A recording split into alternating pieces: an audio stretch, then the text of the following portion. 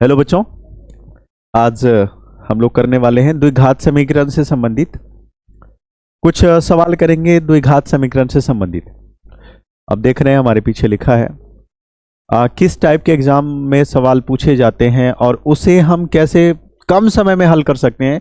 इन चीज़ों को हम आज देखने वाले हैं, तो आप लोग भी बने रहें। किसी प्रकार की कोई समस्या हो तो आप कमेंट करके जरूर पूछ लें। कमेंट करें और पूछें आपको कहाँ दिक्कत है। अपने सुझाव आप कमेंट करके जरूर डालें। ठीक है, अब हम लोग शुरू करते हैं अपने क्लास को। नेक्स्ट चलिए शुरू करते हैं।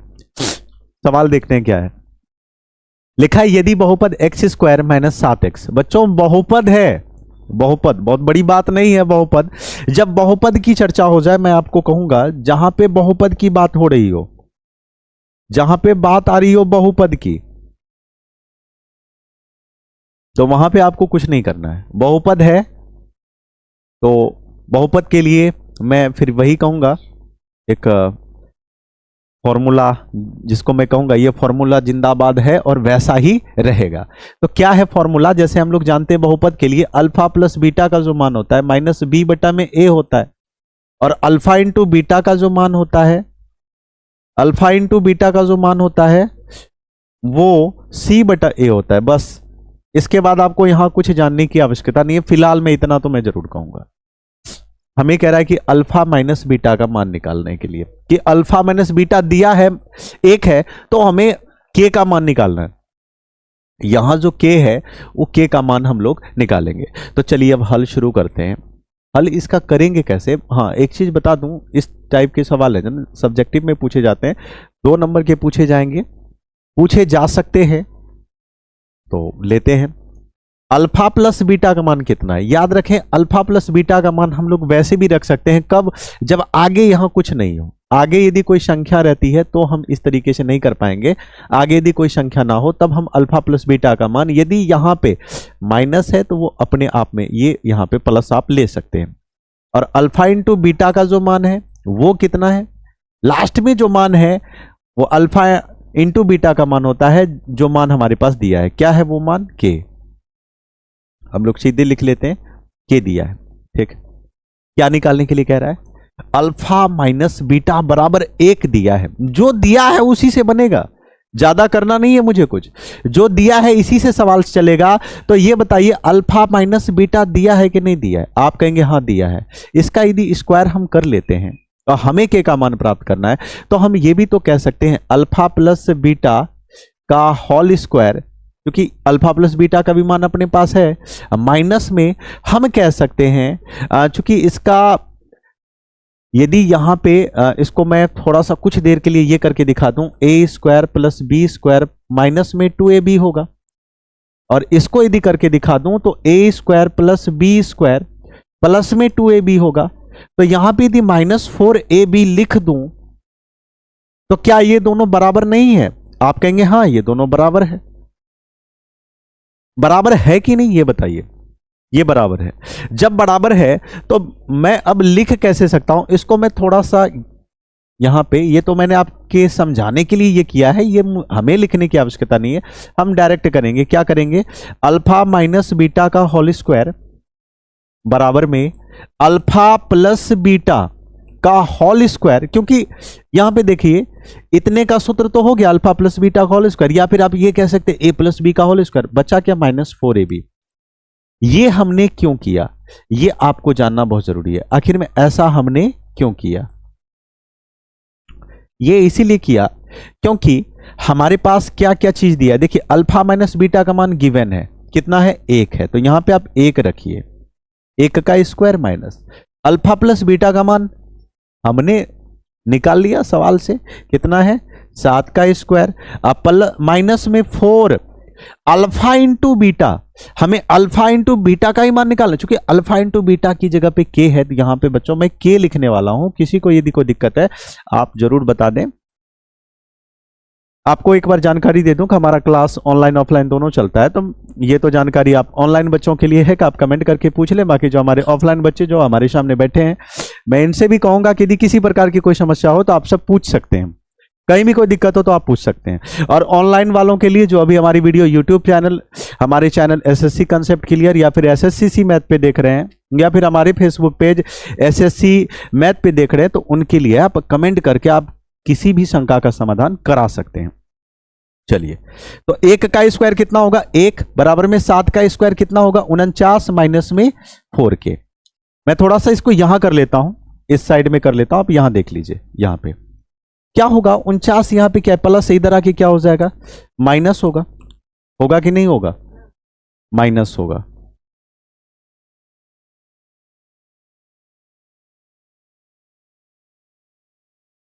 तो यहां पे हम लोग लिख लेंगे 49, और ये क्या बचा इधर? माइनस में 4k। तो अब यहां देखेंगे 49 में से 1 जाएगा, माइनस कितना बचेगा? 48, माइनस में 4k, माइनस से माइनस गया और 4 से 48 कटेगा कितने बार में? 12 बार में। अतः हम कह सकते हैं k बराबर 12। ये हमारा आंसर है। क्या किसी को कोई दिक्कत है? k का मान कितना है? 12। तो कह रहा था तो k का मान ज्ञात करें, हमने निकाल लिया। k का मान कितना है? 12 है k का मान। तो इस तरीके से हम लोग कर सकते हैं। हालांकि मैंने समझाया है इसीलिए इतना टाइम लगा है इसमें। और यदि आप इसको बनाना शुरू करें तो मुझे लग रहा है कि यदि आप इसमें 1 मिनट भी दे रहे हैं ना, तो इस सवाल पे आप रहम ही कर रहे हैं। 1 मिनट भी दे रहे हैं तो ठीक। आगे बढ़ते हैं अगले सवाल की तरफ। ये रहा हमारा अगला सवाल। चलिए करते हैं इस सवाल को। क्या सवाल है देखते हैं। ये तो और आसान सवाल है। बहुत सारे बच्चे ऐसे हैं, रूट देख के ही ना उसका दिमाग घूम जाता है। भाई रूट है, क्या है, कैसे करे, नहीं करे। रूट हो गया तो यहीं पे दिमाग भारी हो जाएगा हमारा। नहीं, रूट है कुछ भी नहीं है। रूट अपनी जगह पे है, लेकिन बच्चों याद रखिएगा यहां द्विघात समीकरण दे दिया है। द्विघात समीकरण दे दिया है, ये सारे द्विघात समीकरण हैं। और लिखा है 5x² minus 10x minus root 5 बराबर 0 के मूलों का योगफल एवं गुणनफल ज्ञात करें। मूल कितने होते हैं? यदि द्विघात समीकरण हो या द्विघात बहुपद हो, द्विघात की जहां बात होगी वहां आप इसको ध्यान से सुन लें कि वहां पे 2 ही मूल होंगे। कितने मूल बनेंगे? द्विघात बहुपद में 2 मूल बनते। कितने मूल? 2 मूल। या फिर तो आप एक को आप अल्फा कह लेते हैं, एक को आप बीटा कह लेते हैं। बाकी आपकी अपनी इच्छा, आप जो कह ले, आप ए कह लीजिए, बी कह लीजिए, डी कह लीजिए, आपकी अपनी इच्छा होगी। आपकी जो इच्छा है वो आप कह सकते हैं। हालांकि मैं अल्फा और बीटा ये 2 मूल होते हैं। क्या लिखा है?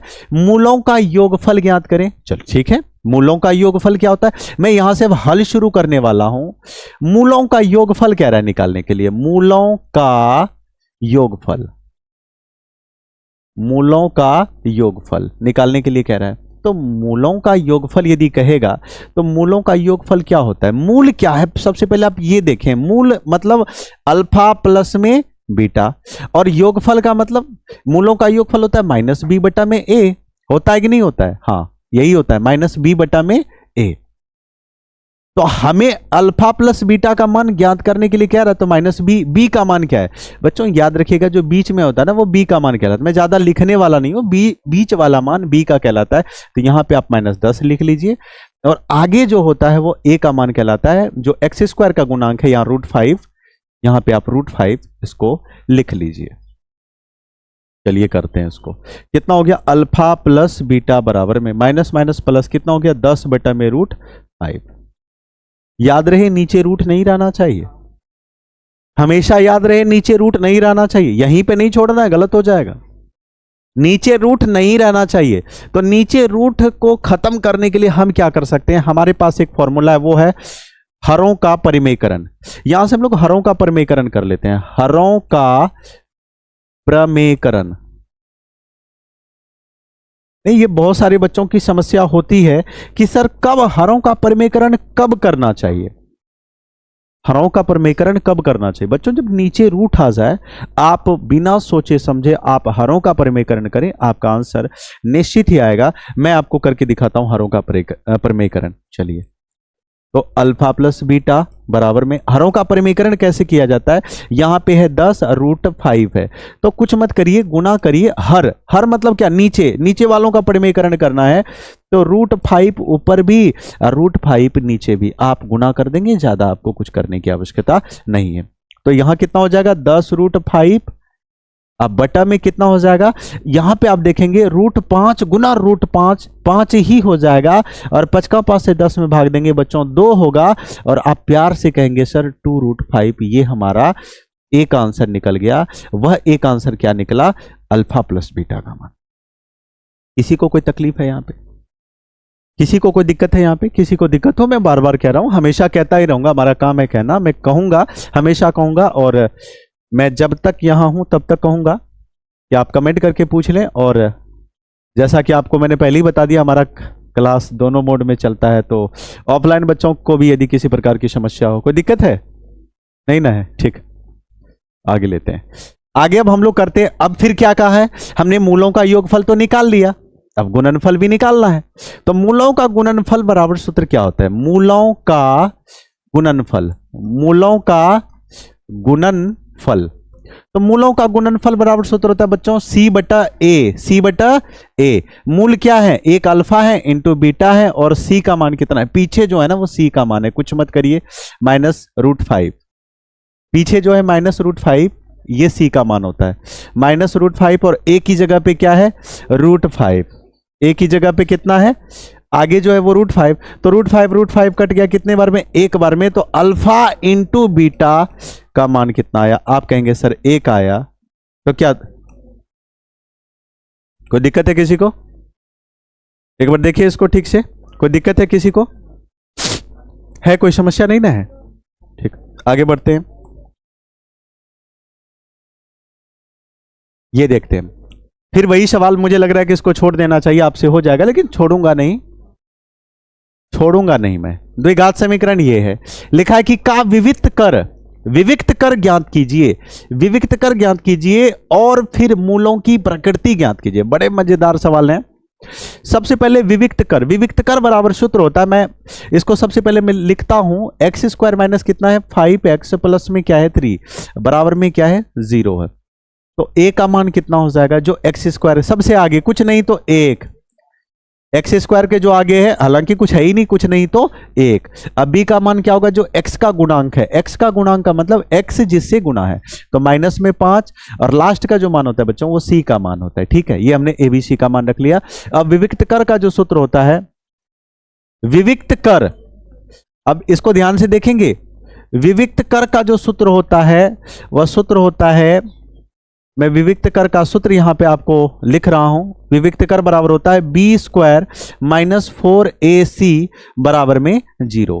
बच्चों ये विविक्त कर का सूत्र होता है, रखिए ना, फिर b का मान कितना है, b की जगह पे -5 है, तो -5 यहां पे रख लेना है हमें, माइनस में 4, a का मान कितना है 1, और c का मान कितना है 3, बराबर में आप कहेंगे 0। ये किस लिए, ये इससे दोनों हमारा निकल जाएगा। हालांकि विविक्त कर में ये करने की आवश्यकता नहीं थी, आप चाहें तो ये ना भी करें चलेगा, ये डायरेक्ट होता है 25 माइनस 4 तिया कितना हो गया 12, 25 और 4 तिया 12, तो 25 में यदि 12 घटाते हैं, 5 में से 2 घटेगा, कितना बचेगा 3, 2 में से 1 घटेगा 1। बच्चों आपका विविक्त कर जो हो गया वो 13 हो गया, विविक्त कर क्या हो गया आपका 13 हो गया। लेकिन विविक्त कर ही नहीं, कह रहा है कि मूलों की प्रकृति ज्ञात करिए, कि मूलों की प्रकृति क्या होगी। अब बताता हूं मूलों की प्रकृति कैसे निकालेंगे, ये बहुत अहम सवाल है। मूलों की प्रकृति, प्रकृति मीन स्वभाव, प्रकृति मीन क्या, स्वभाव, कि मूलों का स्वभाव क्या है। तो मूलों के 3 स्वभाव हैं। मूल मिल क्या, अल्फा या बीटा, मूल अल्फा और बीटा कहते हैं अल्फा और बीटा का मान क्या होगा। बच्चों याद रखिए, जब b² माइनस 4ac बराबर में 0 हो जाए, तब मैं कहूंगा, तब मूलों की जो प्रकृति होगी, ये दोनों मूल क्या होंगे, बराबर होंगे। अल्फा और बीटा का मान क्या होगा, बराबर होगा। यदि b² माइनस 4ac बड़ा हो गया किससे, 0 से, वैसी परिस्थिति में अलग अलग इसके मान निकलते हैं, भिन्न भिन्न। क्या निकलेगा, भिन्न भिन्न मूल होंगे, भिन्न भिन्न मूल होंगे। ये प्रकृति मैं लिख रहा हूं, भिन्न भिन्न मूल होंगे, हालांकि यहां पे मैंने लिखा नहीं, यहां पे बराबर मूल होगा, ये भी आप लिख सकते हैं, ठीक है। यदि b² माइनस 4ac छोटा हो जाए 0 से, तब हम कह सकते हैं इसका कोई मूल नहीं होगा, इसका कोई वास्तविक मूल नहीं होगा, कोई वास्तविक मूल नहीं होंगे, कोई वास्तविक मूल नहीं होंगे।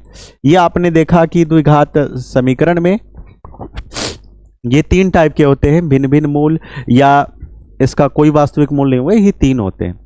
अब हम देखते हैं कि इसमें से हमारा जो लागू हो रहा है वो कौन सा फॉर्मूला लागू हो रहा है, ये हो रहा है, ये हो रहा है, या ये हो रहा है।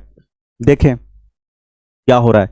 क्या ये जो 13 का मान निकला है बच्चों, क्या 13 का मान 0 के बराबर है? नहीं, तो ये तो वैसे ही रिजेक्टेड है, ये तो हम कह ही नहीं पाएंगे। अब आप ये देखिए, क्या 13 0 से बड़ा है?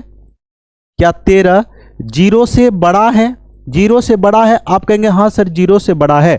तो मूलों की प्रकृति क्या होगी? हम लोग कह देंगे अतः, हम लोग ये लिखेंगे अतः 13 बड़ा है 0 से, इसीलिए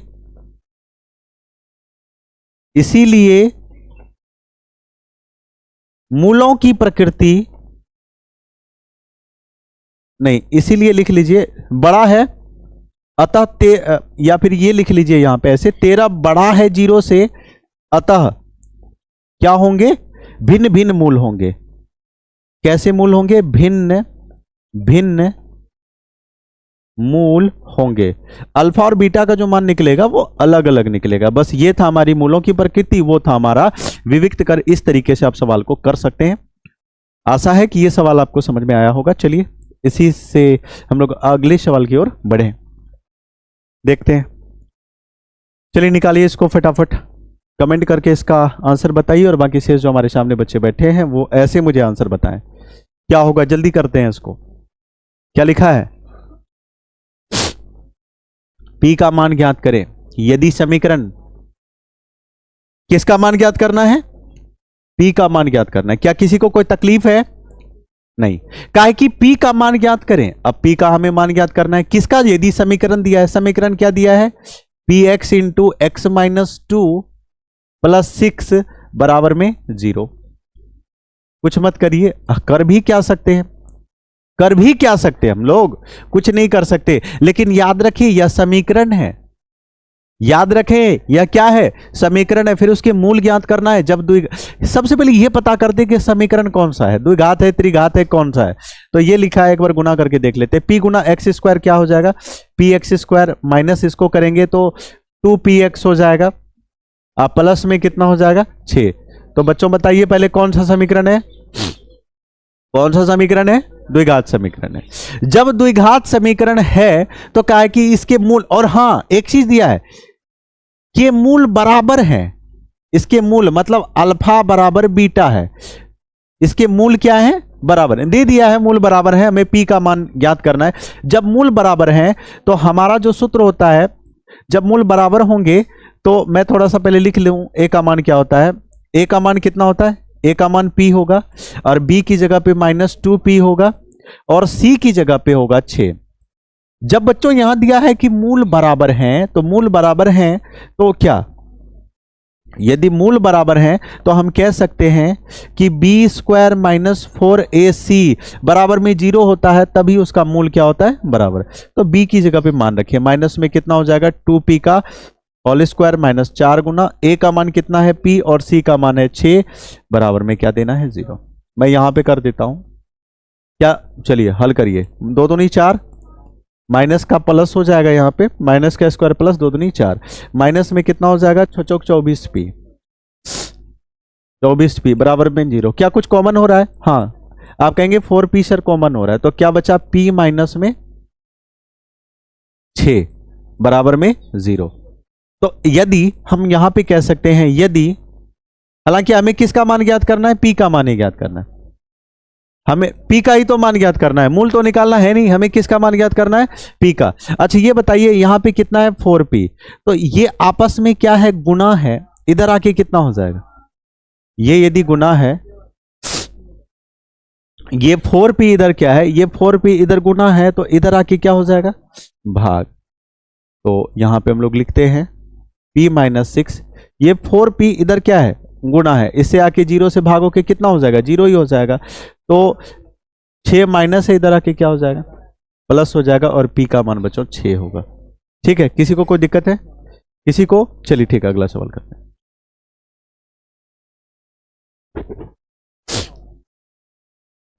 ये हमारा अंतिम सवाल है, लास्ट सवाल है आज का।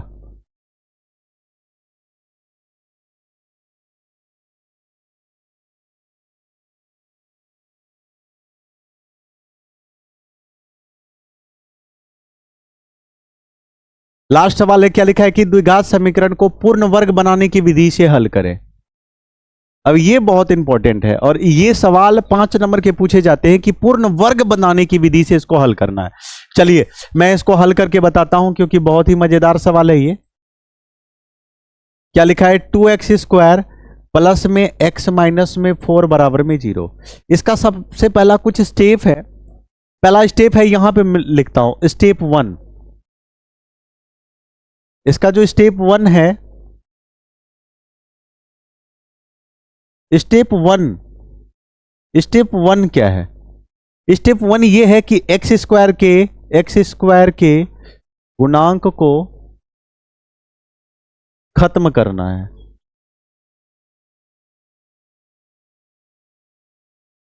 x² के गुणांक को खत्म करना है। सेकेंड स्टेप, दूसरे नंबर में क्या काम करना है? x के गुणांक के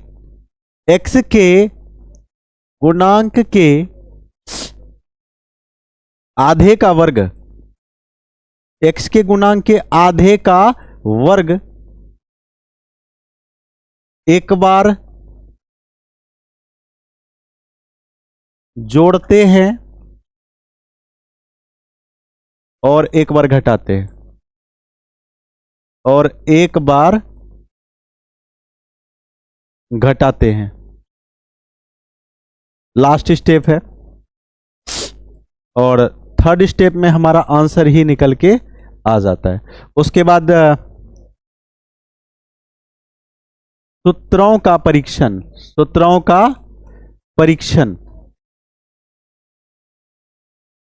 बच्चों ये कुछ स्टेप हैं, वो जो स्टेप मैंने वहां पे लिखा है उस स्टेप के आधार पे आप सवाल को खत्म कर सकते हैं। कुछ नहीं है, उस स्टेप के आधार पे आप सवाल को साफ कुछ नहीं है। चलिए उसी के स्टेप पे, पहला स्टेप मैंने क्या किया था?